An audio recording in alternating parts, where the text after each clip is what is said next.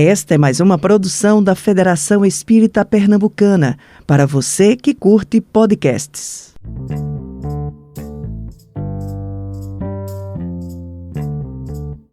Muito boa noite. Essa daqui é mais uma das nossas lives do Instagram do Sou Jovem Espírita Pernambuco. Uma vez por mês nós nos reunimos aqui para bater um papo sobre algum tema. Esse mês o tema que nós escolhemos foi Kardec, educador por excelência.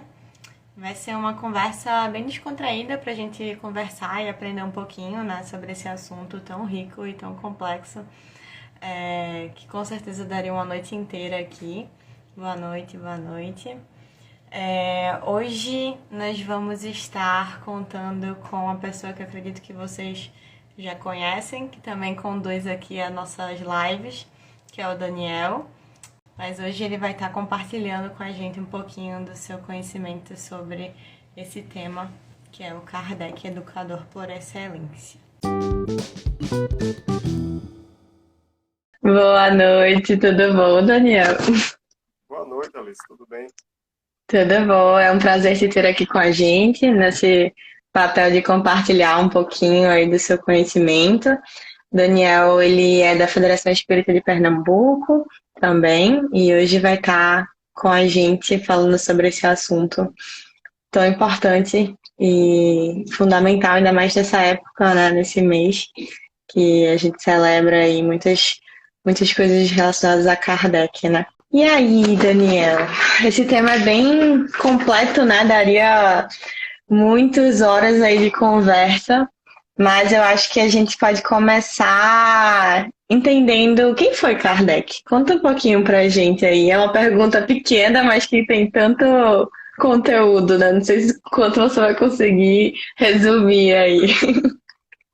Não, tudo bem. Boa noite, Alice. Boa noite, pessoal que está acompanhando a gente na live do Sou Jovem Espírita. Agradecer o convite, né, de estar aqui, poder estar hoje com vocês, né, conversando sobre esse indivíduo fantástico para mim, né, que é Allan Kardec. E realmente, como a Alice disse, né, se deixar, a gente passa horas aqui falando sobre Kardec, né? E aí, gente, só uma vez, essa live vai durar 24 horas, tá certo? Aí a gente tá falando sobre Kardec esse tempo todo. Daria mais do que isso. Daria, a gente passa literalmente uma vida falando sobre esse indivíduo fantástico. Mas pegando, então, Alice, a linha da pergunta que você fez, né? Quem foi Kardec? Queria tomar licença ao pessoal, né? Para chamá-lo, né? Todo mundo conhece hoje como Allan Kardec, mas nesse começo dessa história que eu queria contar para vocês, eu vou tomá-lo como pelo nome, né, que foi dado a ele quando ele nasceu, 3 de outubro de 1804, que é Leon Hippolyte Denisard Rivaio. Né? Mais para frente a gente vai entender por que esse nome Kardec surge, né, e por que ele ficou tão conhecido com este nome. Mas, voltando, começando pelo começo, né, o professor Rivaio nasceu numa família francesa. Ele nasceu em Lyon, em 3 de outubro de 1804, sob o nome de Leon Hippolyte Denisard Rivaio, em uma família que já era bastante conhecida também, era bastante respeitada na região de Lyon. Uma família de pessoas que seguiram a magistratura, que seguiram a advocacia, né, juristas. Mas, desde pequeno, né, então, vou chamá-lo aqui como o garoto Rivaio, né, apresentava características que destoavam um pouco da família no contexto de vocação profissional, como alguns podem dizer. Né. É importante também destacar, né, para os nossos amigos que estão aqui com a gente, que Kardec, ele nasceu em Lyon, mas ele, na verdade, viveu boa parte da sua infância em uma cidadezinha, em um vilarejo próximo a Lyon. Não necessariamente na cidade. Ele ia estudar, basicamente, mas na sua infância mesmo foi na região próxima ali de Lyon.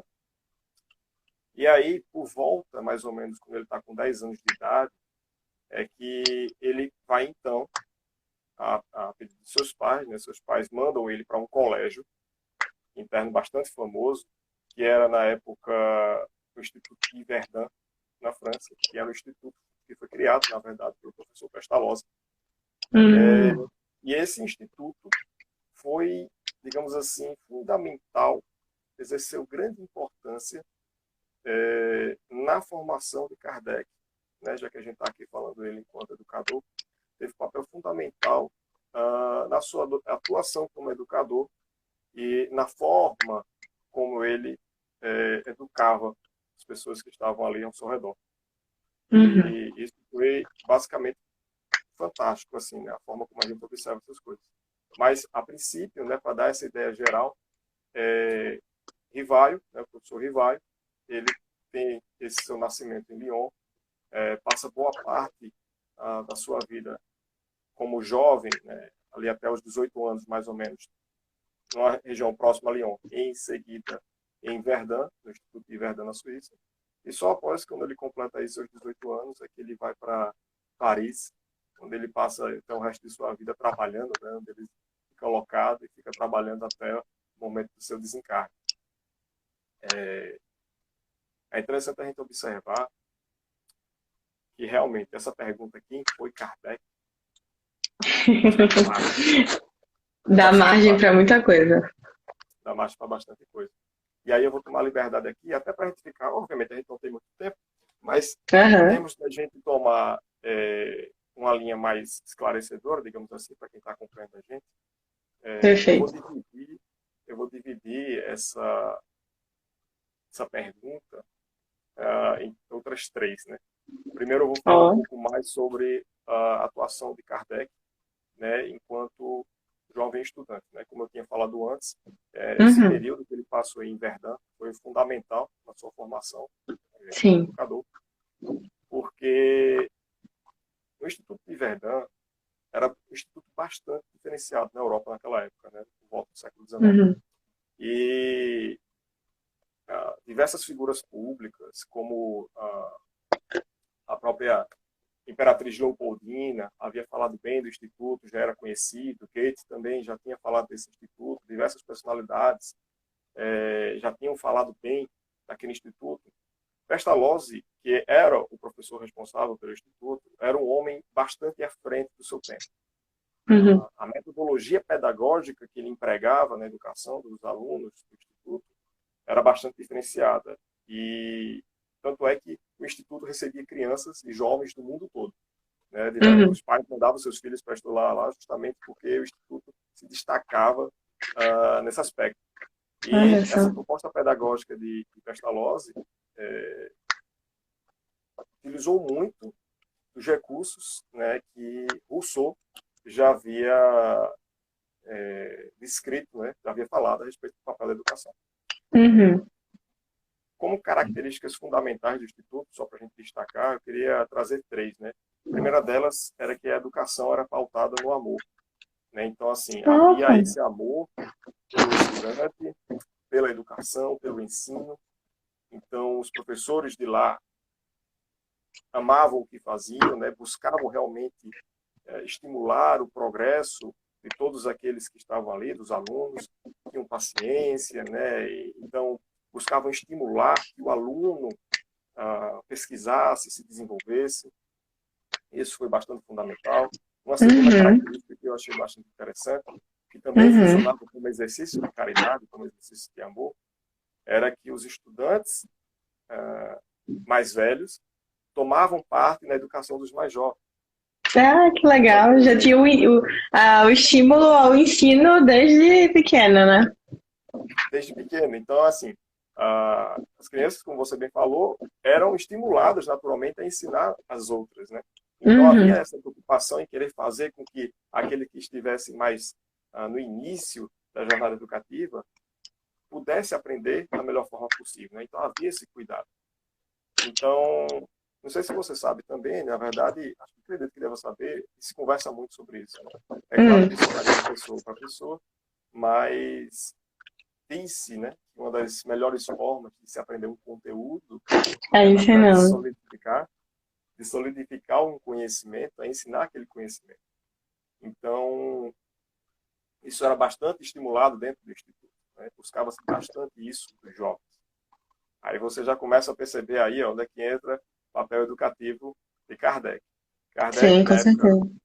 até então o jovem Rivaio, ele tomou muito gosto por isso. E tanto é que ele se tornou um dos discípulos, digamos assim, do professor Pestalozzi, né? Sempre acompanhava o Uhum. professor Pestalozzi, por algumas vezes, né, quando o professor Pestalozzi precisava se afastar, ele deixava ao jovem Rivaio a responsabilidade de algumas funções dentro do Instituto. Então, Kardec já tinha essa predisposição ao ensino, já tinha essa predisposição à educação. E um terceiro ponto agora, para destacar do Instituto, é que os alunos eles eram estimulados a fazer seus estudos, a fazer suas análises de forma bastante intuitiva e observacional. De que forma? Eles eram incutidos, né, estimulados a investigar sobre o assunto que estava sendo estudado.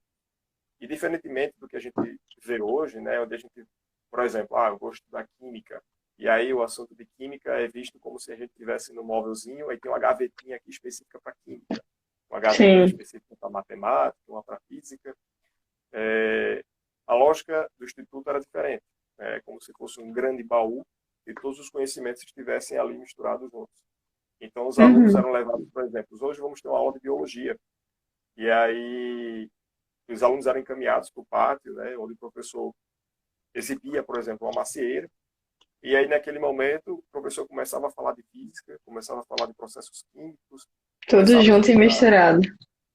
tudo junto e misturado. Mas a aula de biologia, a biologia está distanciada das outras ciências, de forma alguma. E aí tinha toda essa ideia de conhecimento unificado, né? Que legal. Então, buscou-se muito estimular isso nos estudantes. E também isso contribuiu para que os fenômenos que eles presenciavam, né, que eles assistiam na natureza, surgiu aquela ideia de não eram nada, digamos assim, sobrenaturais. Porque tudo aquilo que eles estavam presenciando, que eles estavam vendo, ora, se isso aqui ocorre na natureza, são fenômenos naturais. Isso foi bastante importante para Kardec também, mais na frente. Sim. E só para fechar o raciocínio dessa primeira parte, né, falando um pouquinho da juventude de Kardec, logo que ele completa a próxima de seus 18 anos, ele conclui os estudos no Instituto e tomou essa paixão pelo ensino, né, pela educação, e ele vai para Paris, se muda para lá e ele passa a trabalhar como professor. Inclusive, ao chegar em Paris, ele funda um instituto com o tio dele. Infelizmente, esse instituto depois acabou indo à falência, né, por problemas por parte do tio dele, mas ele nunca deixou de lado o processo da educação. Só para você ter ideia, Kardec escreveu diversos livros sobre gramática francesa, sobre aritmética, instruções de pedagogia, sobre como ensinar. Ele chamava os seus alunos, por exemplo, de meus amigos. Só para você ter uma ideia. Tamanho era o carinho que ele tinha por aquelas pessoas. Inclusive, ele chegou a propor um método de ensino que era uma pequena variação daquele método proposto por Pestalozzi. E justamente esse método que ele trouxe buscava como objetivo último o progresso do aluno, né? Digamos assim, o principal objetivo, na verdade, da Kardec naquele momento era o progresso do aluno. Então, ele moldou um sistema de ensino próprio dele ali, buscando estimular isso. E aí ele começa a se destacar em Paris e ele fica bastante conhecido na França, a princípio, como professor Rivaio. E aí ele tem todo esse destaque, ele fica bastante conhecido por isso. Deu diversas aulas, inúmeras aulas que ele deu também foram aulas gratuitas, não cobrava, para estudantes que não tinham condições, né? Então ele dava aulas de forma gratuita, porque o objetivo dele era realmente o progresso dos alunos dele. Ele queria ver aqueles alunos crescendo, se desenvolvendo. Que legal, que legal.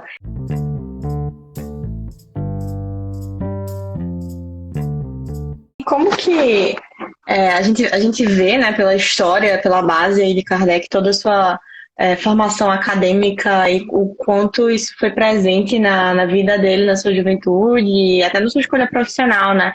E como que foi esse processo de mudança de Rivail para professor Rivaio para Kardec. O que é que aconteceu nesse meio? Por que que a gente só sabe de Kardec, não sabe não é tão conhecido quanto o professor Rivaio? O que é que aconteceu ali em Paris nessa época? Como que foi todo esse processo aí? Quando é que sai Rivaio? Quando é que entra Kardec? Isso. Como é que se dá esse processo? Ali, só para você ter uma ideia da coisa, né? Quem está aí acompanhando a gente também, para poder entender um pouco mais disso. Leão Rivaio, né? O professor Rivaio, era um homem extremamente humilde. Era de uma a humildade, assim, realmente era um homem diferenciado na época. Né? Então, bastante simples, bastante humilde. E uma outra característica muito interessante dele é que, devido à educação, ao processo educativo que ele teve, era um homem extremamente pautado no bom senso e na razão. Tudo o que ele Uhum. buscava fazer, de certa forma, ele buscava que fosse fundamentado e que não fugisse ao critério do bom senso, ao critério da razão. Por volta da metade ali do século XIX, em 1850, começa a surgir em Paris, também surge nos Estados Unidos um pouco antes, mas o grande destaque, né, o centro deste fenômeno todo foi em Paris.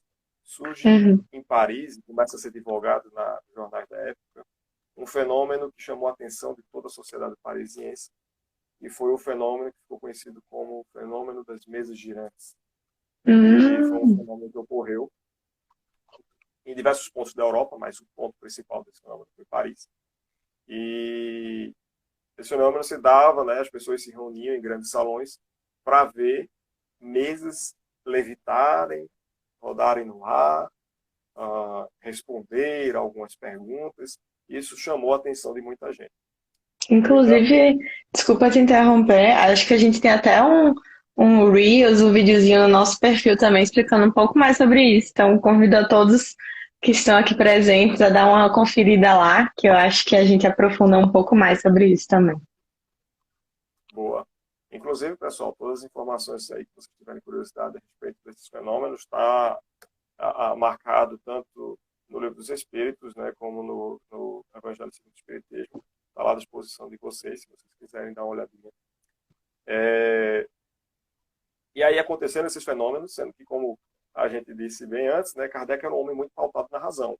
E ele não era muito apegado a frivolidades. Então, aquilo ali, apesar de ter chamado a atenção de muita gente, só chamou a atenção pelo lado maravilhoso, pelo lado fantástico da coisa.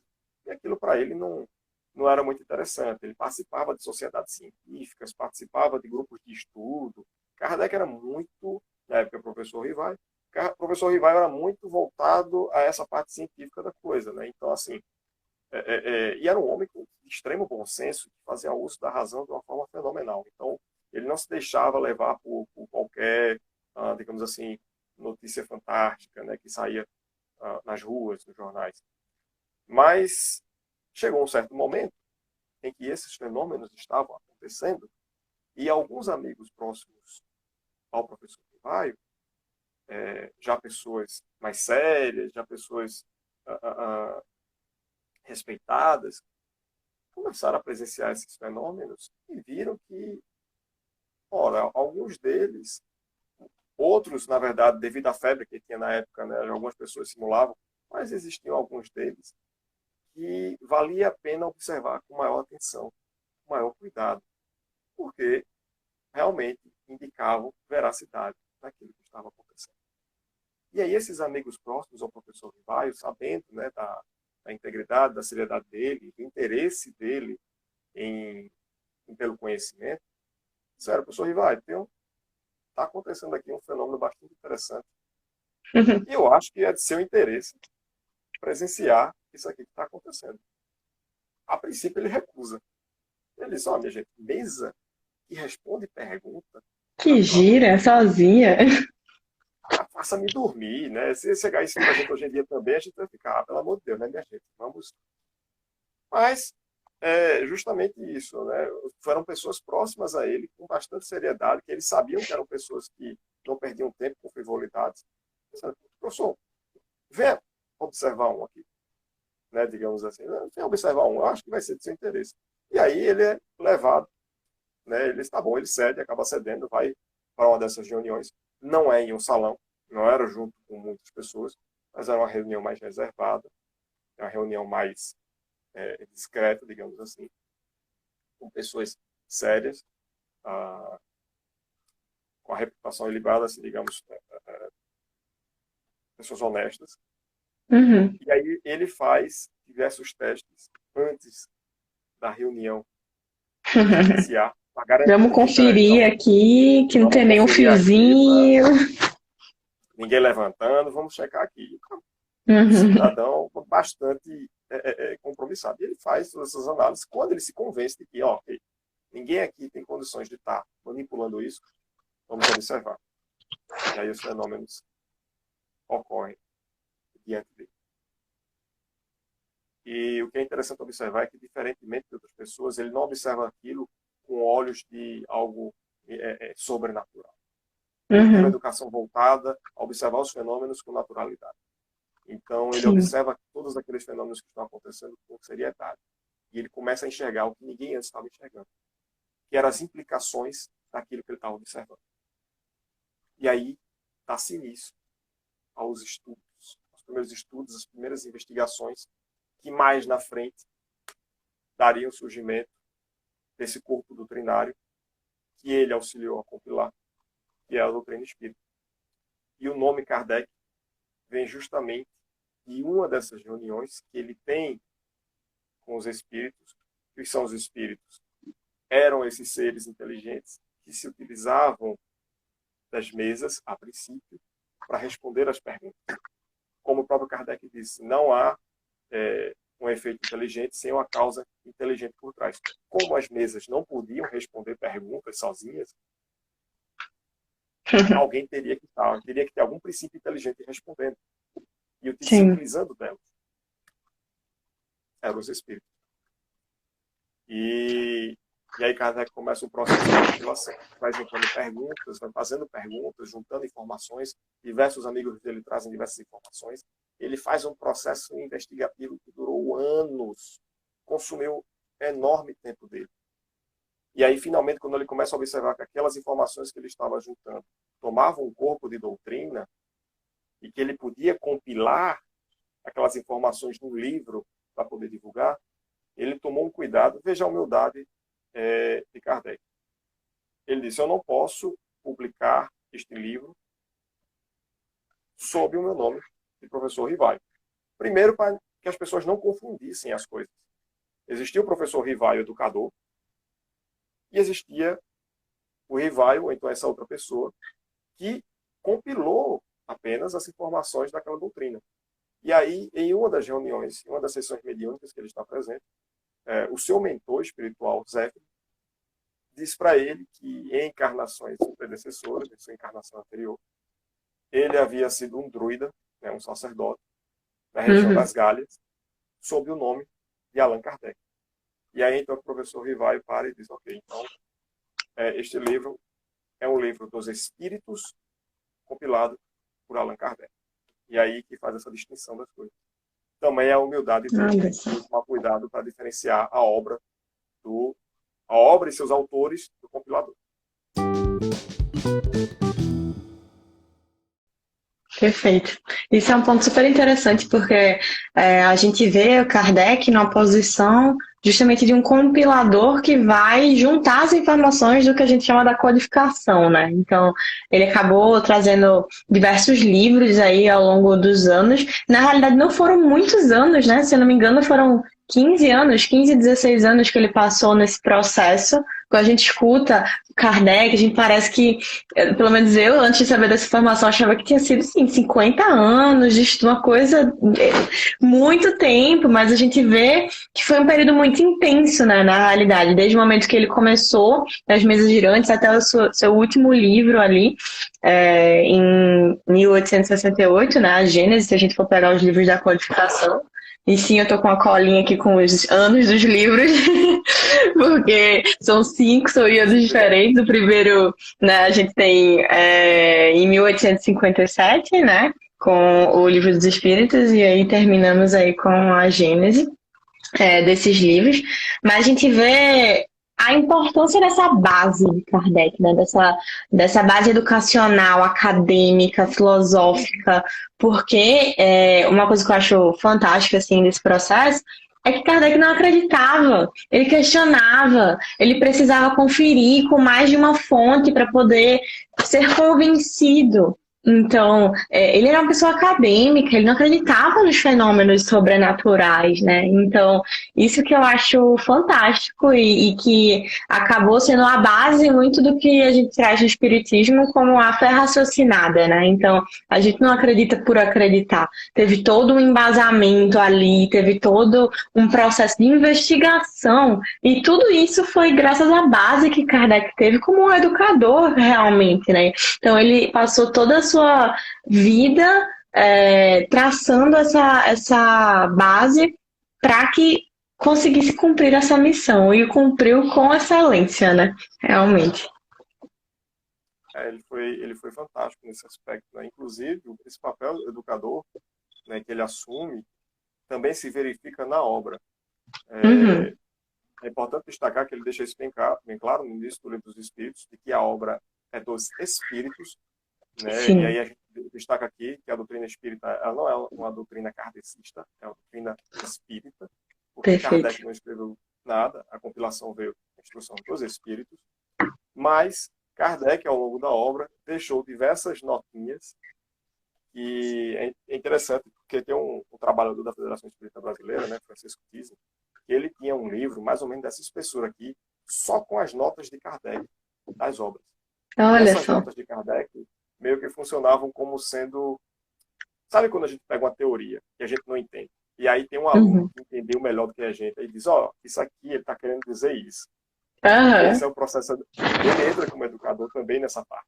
Ou seja, ele vai deixando notinhas para esclarecer. Olha, essa ideia aqui que o Espírito está trazendo é em função disso. Isso para auxiliar quem está lendo a entender melhor o processo, entender melhor tudo aquilo que estava sendo trazido de conhecimento. Que sensibilidade, né, dele de fazer isso, todo esse processo também. E como facilita, viu? Nos meus estudos, pelo menos, quando sempre tem a notinha de Kardec, às vezes você compreende até mais do que o próprio texto original, né, que ele compilou, assim. Então, isso é realmente muito, muito relevante.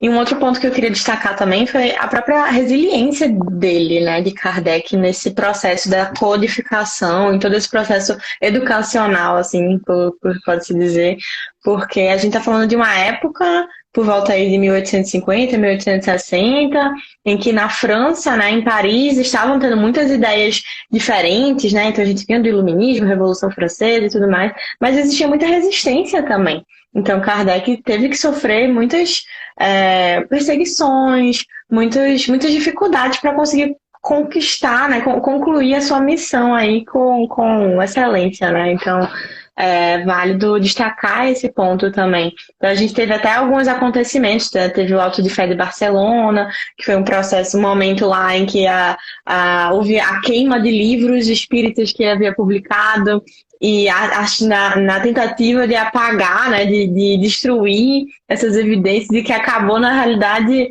acendendo ainda mais a curiosidade das pessoas na época.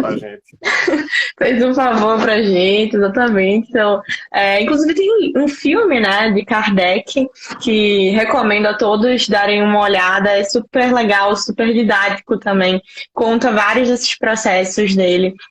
A parceria dele também com a sua esposa, com a Amélie, que foi fundamental aí, que acabou, que continuou o processo aí da publicação de materiais e obras super relevantes, né? Então, acho que se a gente fosse parar para falar de cada um desses pontos, a gente daria aí horas e horas de conversa, né?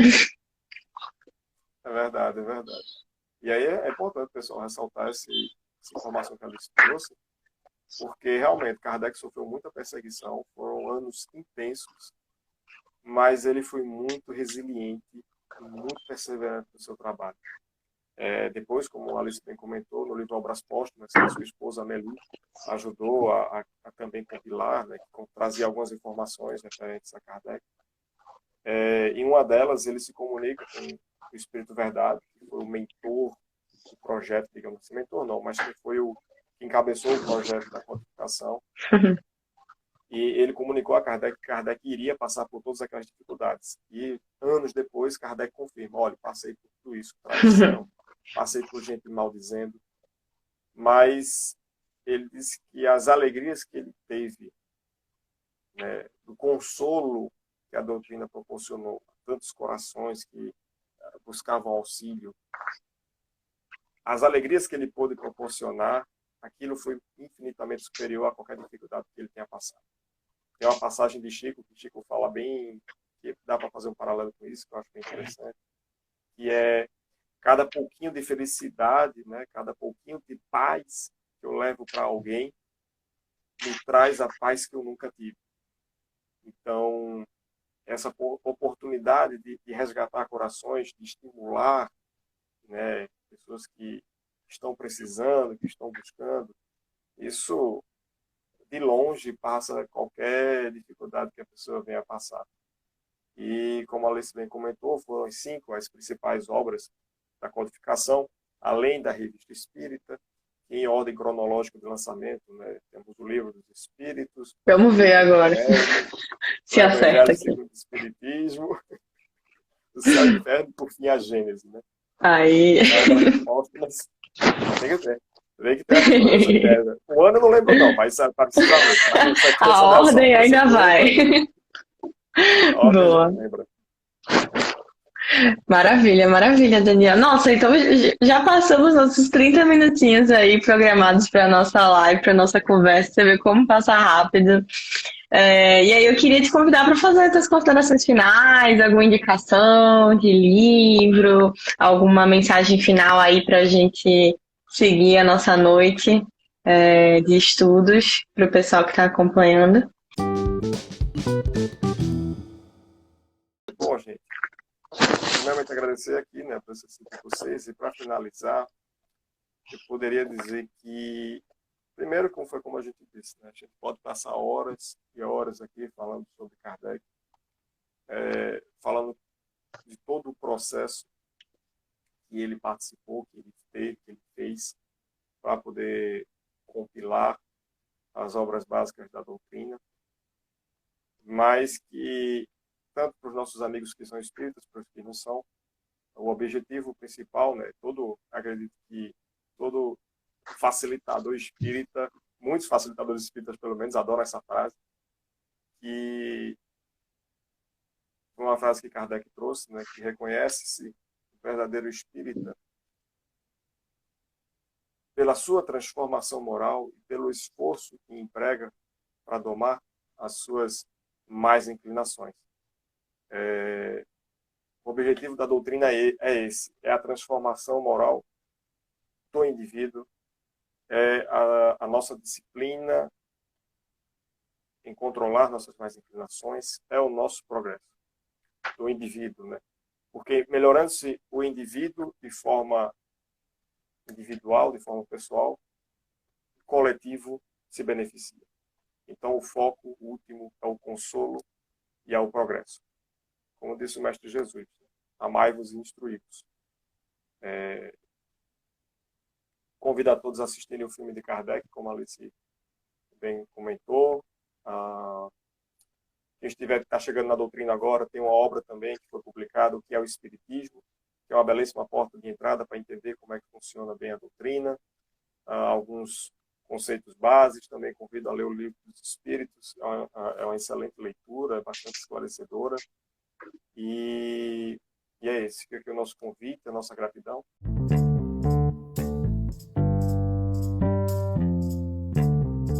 Você ouviu o podcast da Federação Espírita Pernambucana.